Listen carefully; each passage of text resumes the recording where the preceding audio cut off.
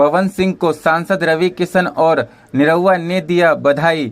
जी हां दोस्तों, आपका स्वागत है मेरे चैनल ऑसम भोजपुरी पर। वीडियो को पूरा देखिएगा।